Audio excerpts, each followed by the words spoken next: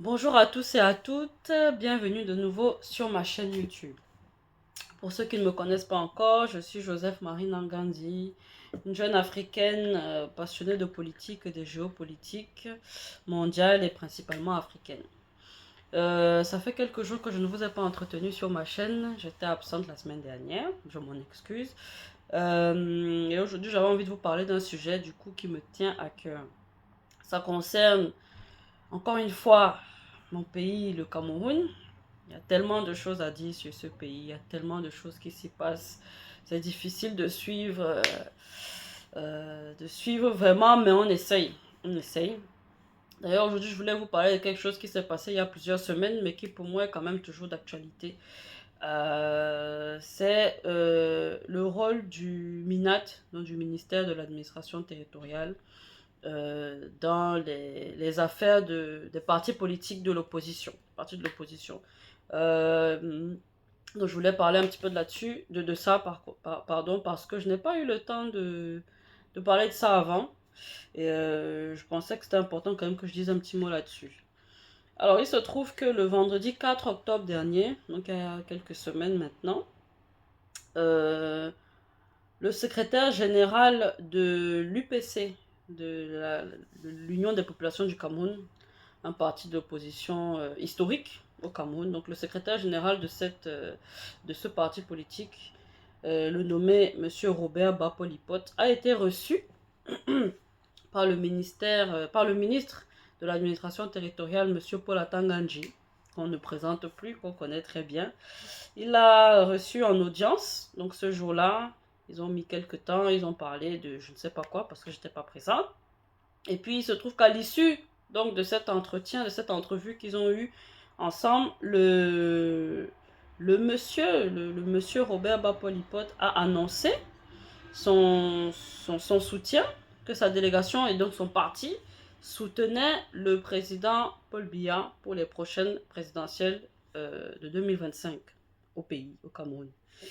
Euh, Ça a été un peu, enfin moi personnellement, ça m'a un peu surprise qu'un parti historique comme l'UPC apporte son soutien au candidat du RDPC qui, soit dit en passant, n'a même pas encore annoncé de manière officielle sa candidature aux prochaines présidentielles, le président sortant, le président Paul Biya.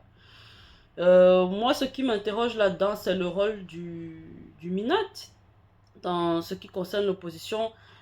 Est-ce que ça ne cache pas quelque chose dans la mesure où pourquoi est-ce que l'UPC aurait une entrevue avec le MINAT et comme par hasard, juste après cette entrevue, juste après cette audience, le secrétaire général, M. Bapolipot, annoncerait le soutien de l'UPC à M. Paul Biya, qui serait candidat du RDPC puisqu'il n'a même pas encore annoncé de manière officielle.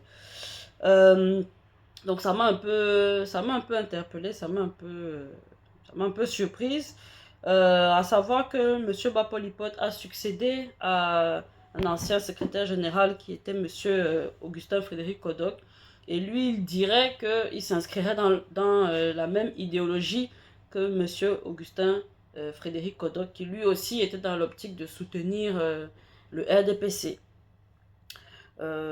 Donc voilà, c'est ce qu'il a dit. Donc ça a été annoncé sur les journaux télévisés ces dernières semaines. Et puis aussi dans Actu Cameroun, vous pouvez regarder des articles, lire des articles par rapport à ça, pour citer les sources. Bon, ça c'est quelque chose qu'il faut noter. Il faut également noter que le même secrétaire général, M. Bapolipot, est quand même assez controversé au sein même du parti de l'UPC. Parce qu'il faut noter qu'il y a une autre frange du parti de l'UPC qui reconnaît plutôt un autre secrétaire général comme son chef, et ce serait le docteur Pierre Balegelcote. Docteur Pierre Balegelcote qui a eu beaucoup de soucis avec soucis juridiques, mais qui finalement a été reconnu aussi par par une frange du coup de l'UPC et qui eux le reconnaissent lui plutôt que monsieur Bapolipot. Et donc monsieur Pierre Balegelcote, lui, au contraire de son camarade monsieur Bapolipot, lui, il apporte son soutien à Maître Akeremouna pour les prochaines présidentielles. Le même Maître Akeremouna qui a été récemment investi par le parti Univers du professeur Nkumvondo. Donc il semblerait que donc il y a une partie de l'UPC qui soutiendrait le RDPC, enfin le candidat du RDPC, et une autre partie de l'UPC qui soutient Maître Akeremouna, et d'autres partis, à part cette frange de l'UPC là qui soutiennent aussi le professeur, enfin Maître Akeremouna, autant pour moi.